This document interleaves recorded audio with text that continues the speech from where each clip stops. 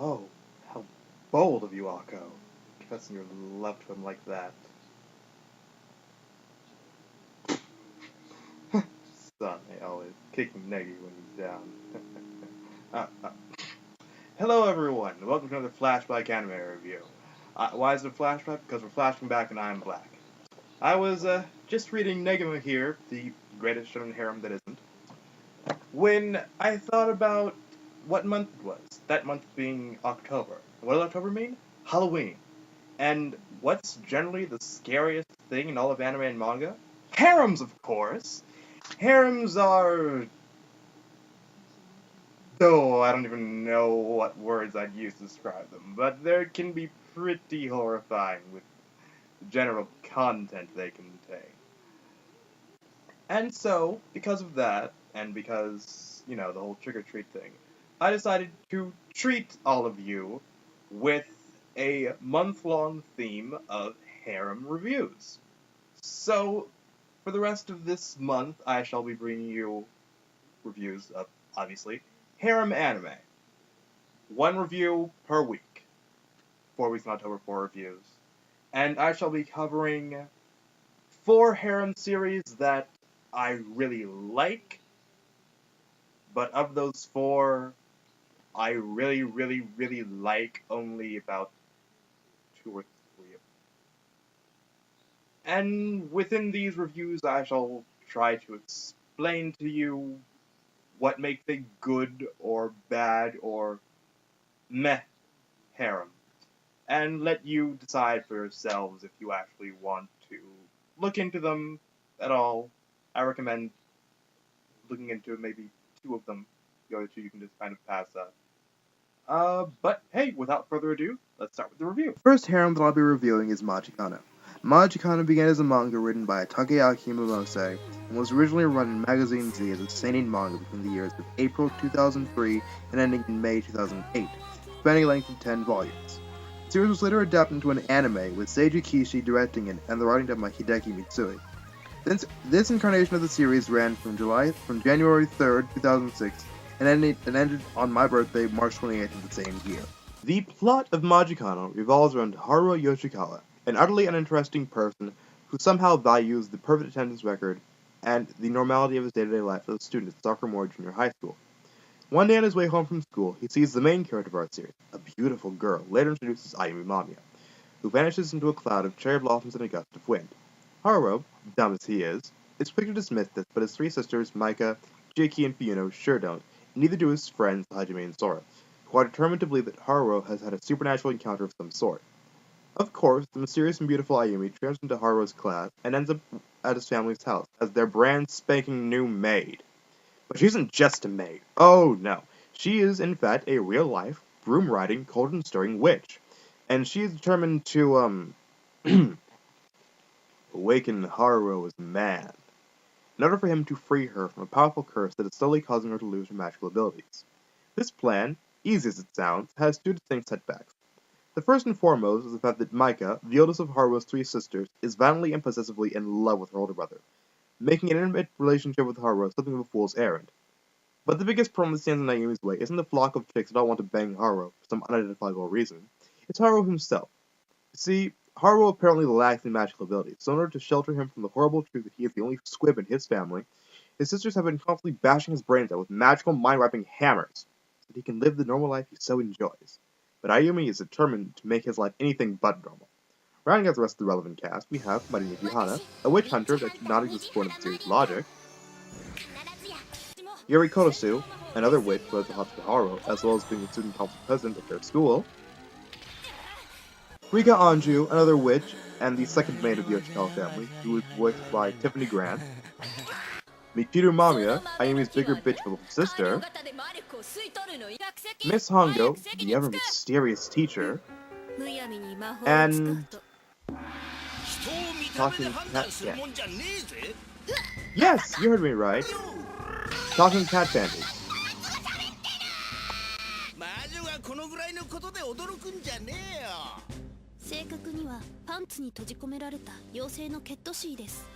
So, Magikano. It's pretty much what the harem genre is in its most average animated incarnation. A gaggle of girls all duking it out for one stupid, idiotic man, who's roughly not even worth it half the time. And so, you'd be asking yourself, why would you even review a harem series as non-existent as Magikano over something like To Love Ru, also known as Fanservice Incarnate, the world God only knows, Ranma One Half, a dear favorite of mine, or Negima, or even or Seto no Hanayome, which is actually one of my favorite harem anime. Period. Reason is because I fucking love Magikano. Regardless of all the negative shit I'm about to say about it, I love this series to death. I could watch it for hours and days upon days. I love this series so much. Mostly in English. The Japanese dub is kind of... It's a harem series. What do you want? And so this leads me into how I'm going to be grading the series I review. Basically, what I'll be doing is taking a look at the series, its plot, its characters, the negative aspects of those. Then I'll move into something unique to the series, like for harem series, will be fan service. And then from there, we'll go into... What will we go into from there? God damn it. It will be the positive aspects of the series, because we have to balance it out somehow. And then we'll get into the big two questions. 1. How does insert name of series here, but for this case, Magikano, work as an adaptation of its source material? In other words, how does Magikano the anime work as an adaptation of its original manga? Or if it's actually just an anime that stands alone and had a manga that came out before it, I'll be grading it based on just how it is as a series. And then from there, I'll get into the second question I want to ask. How does this series work as an example of a series within its own genre? Mainly for this case and the rest of October. How do these harem series work as examples of harem series? Do they succeed or fail as likable, enjoyable harem series? You probably already know where I'm going to go with this one.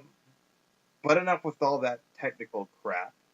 Let's start with the actual review. Visually, Magikano is acceptable.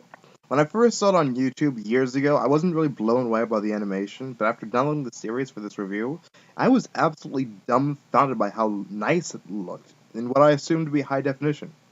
Each of the characters is given a distinctive appearance, the backgrounds are right, and nothing really seems off-model. It just looks really nice, which is fine and everything, but here's the thing.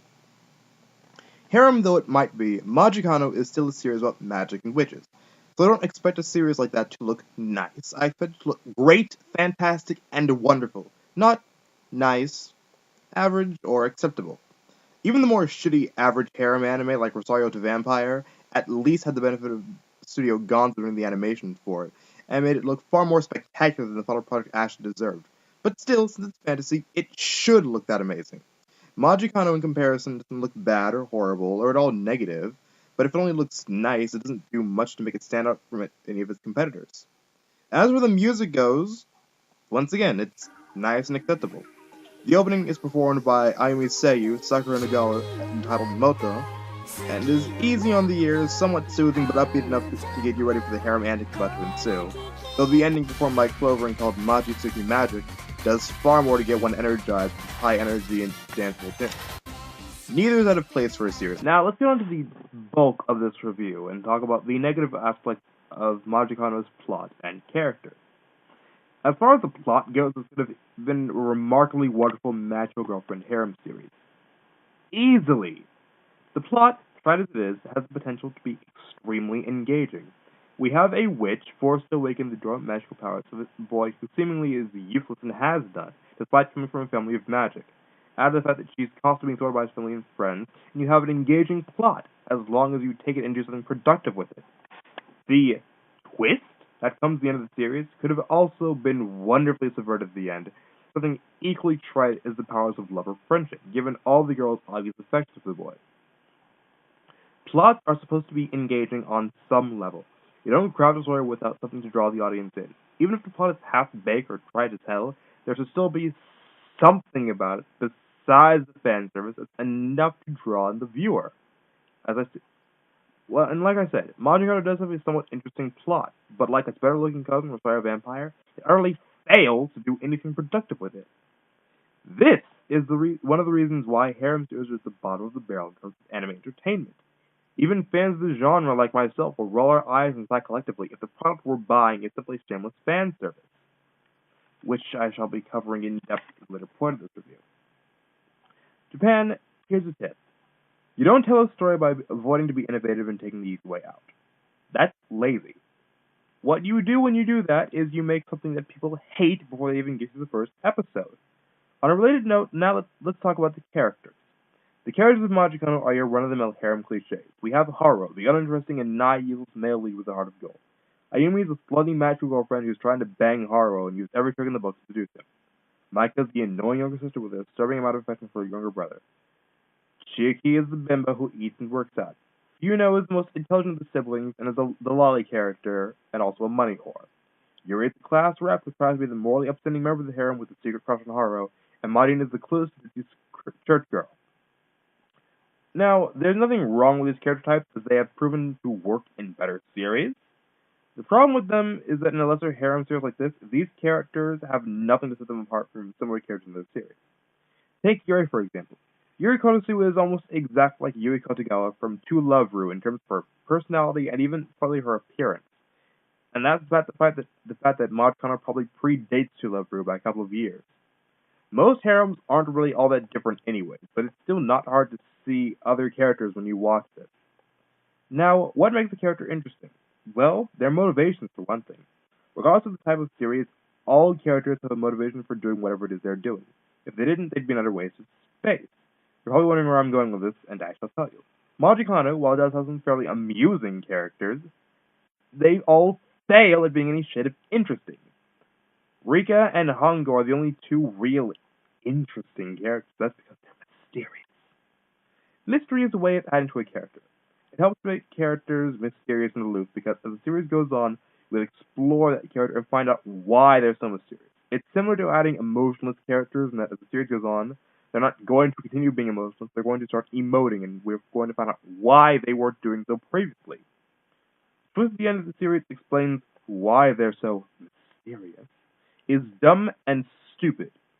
Now that the plot didn't really have any real ambition, the change in tone between the first and second half of the series did not help it at all.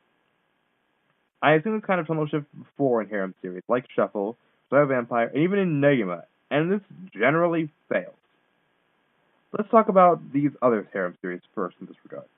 Negima, on one hand, at least had the excuse of having an actual plot, so its tonal shift is forgivable. Shuffle pulls this tonal shift off quite well, considering the mindless fluff of the first half of the series, and its way of winding all the story routes into one ongoing story. While it's a step up and a step down at the same time, it at least had the intent to delve into a deeper storyline at some point. The Vampire fails at this in the same way that Magikano does, in that both series are adapted from manga with slightly more serious storylines. In fact, far more serious in Rosario Vampire's case. The little shift in Magikano comes with the introduction of Rika in about episode 7. And while I give Magikano points for effort and attempting to foreshadow this with hints that are subtle and brick to the face, it fails because this series still tries to keep that lighthearted tone while going in deep for an actual plot. And now, let us talk about fan service. The fan service in Magikano is at least not horribly forced on the throats of the viewers. It's kept strictly to panty shots and slutty outfits, so in a way, while it fails for not being fan servicey enough, it passes for not being really obscene. Wait, what's this? There are some people out there who haven't heard of fan service, or don't know what's wrong with it? Well, then allow me to explain it to you. Fan service is exactly what you think it is. I mean, seriously, when you hear fan service, what are the first thoughts that pop up in your mind? Yeah, that's what I thought. In the wide world of media, fan service is almost too easy to spot. It's the hot, sexy person who seems to be getting a curious amount of screen time, if they're only a one-shot character or they're about to die. Main characters are not exempt from this, and are often put into revealing outfits, hot springs, baths, school uniforms, priestess outfits, school swimsuits, and a variety of other fetish wear, or sometimes nothing at all, simply for the sake of giving the viewers an incentive to watch the show. Fan service is often used in regard to female characters, and it's not hard to see why, especially given that the target audience for a lot of anime is young boys, or at least males in general, and this shows just how easy it is to get the attention of male viewers. We get distracted or enticed by the sexy lady or ladies, and sometimes we actually get pulled into the story, instead of the masturbation fodder. Now, for those stupid out there to think that fan service is something that only made for men, allow me to happily burst about, because it's not. The most common term I've heard used for fan service made for females is man service. And it is far more successful and lucrative than its male targeted counterpart. And this leads me to the second question. What's wrong with fan service? Well, to be completely and brutally honest, there isn't anything inherently wrong with fan service. There is absolutely nothing wrong with having something sexually stimulating and visually appealing for anyone of either gender to gaze mindlessly at as they watch the show of their choice. It is a basic marketing strategy. As everybody knows, sex sells, or at least sexy things sell. We see the sexy thing, we want to know what it is, so we watch the show to find out about it. The problem comes with the characterization of these fan service figures. Now, man service is often far more successful than fan service because 9 times out of 10, we find it in a series aimed at men, and because these sexy men are probably the most badass, interesting characters in the entire goddamn story.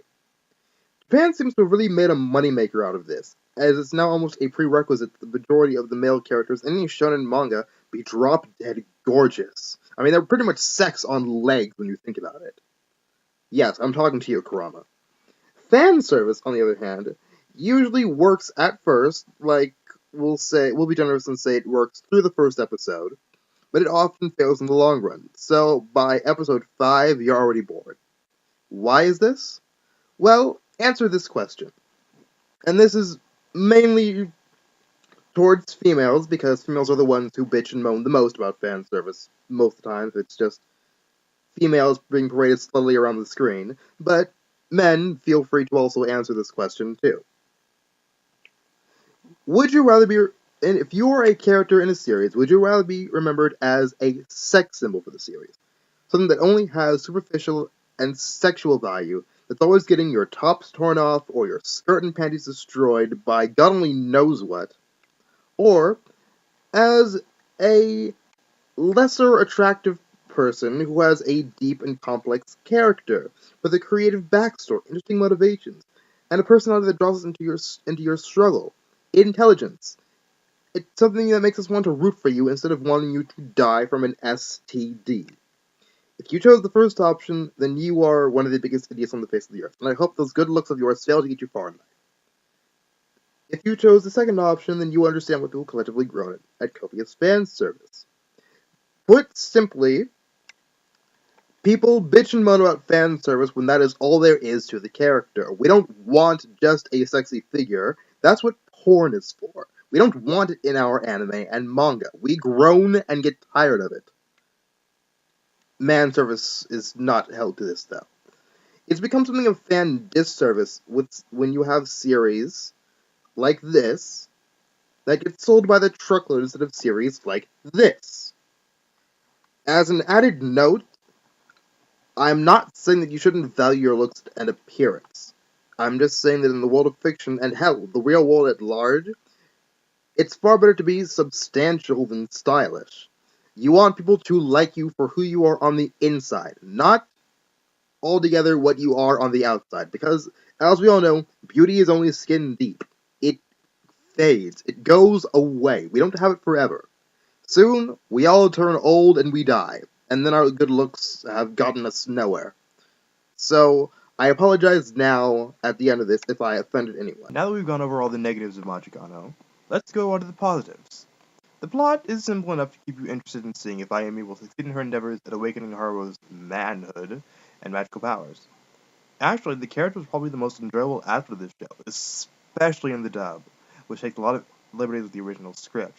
I'm really, really sorry that I didn't download the English dubbed version of the series, but if you want to watch it, YouTube it, or go buy the DVDs for the official release. Uh, anyways, in both language tracks, Aimi sounds like a seductive bitch, Yuri sounds like the well-meaning but equally perverted girl next door, Micah the housewife sister with a brother complex, and Marin the ditkin witch hunter. Now, normally in a harem, the main character is the male lead, and we see most of the plot through his eyes. In the case of Magikano, though, and a lot of other harem series I've seen, we spend far more time with the girls because at the end of the day, they're far more interesting than the useless loser they're fighting for. Now, take this with a grain of salt, but I'd say that it is possible to get emotionally invested in this series if you really want to if it's your first time watching it. I know I did. Ayumi is probably one of the more easily likable bitch harem leads, slightly akin to Asuka from Evangelion, but not quite as annoyingly tsundere? Normally in harems, the leading man has his eyes on some shy and reserved string vat or some Yamada Tadeshiko, the ideal Japanese woman type of character. But not Haruo. In fact, he doesn't really seem to love any of the girls in his harem as more than sisters or friends, which is a sign of a really shitty harem lead.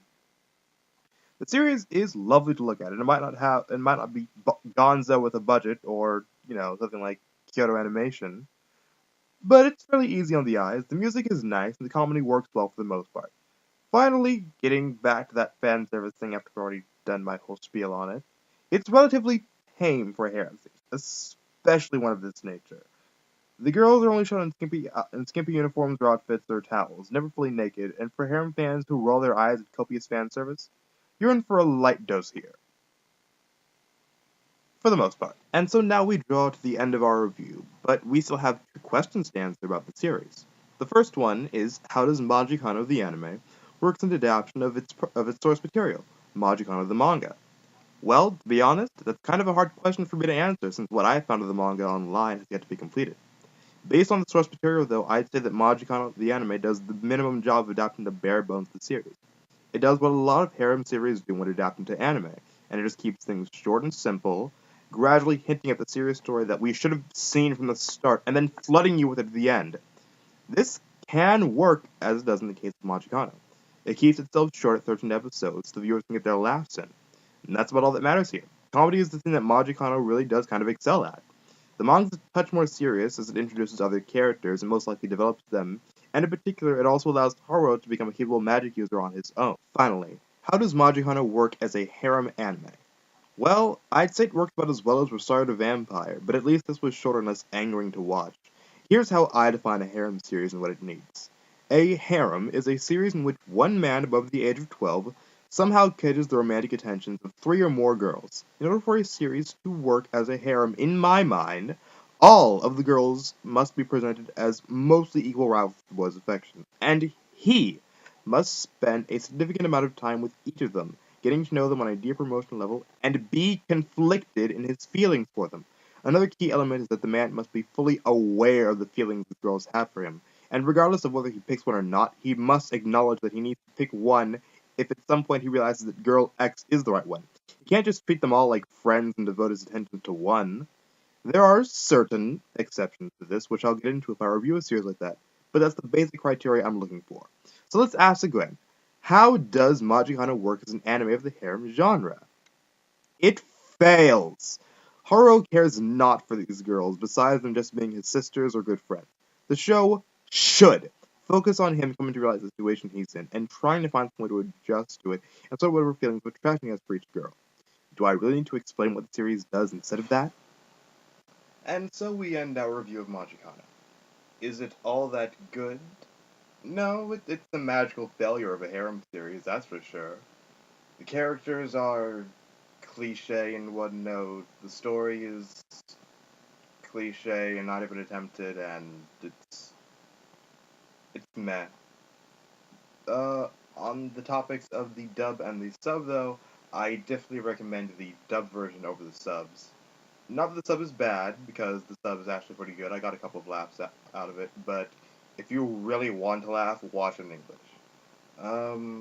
To rate this series on a scale of 1 to 10, I'd give it a 4.5, and it's lucky I'm even giving it that.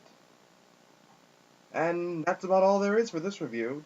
Join me next week for... who knows? This is your Flashback, flashing out. Also, I deeply apologize for not getting this up yesterday, Friday, when I should have. I shall work on that in the future.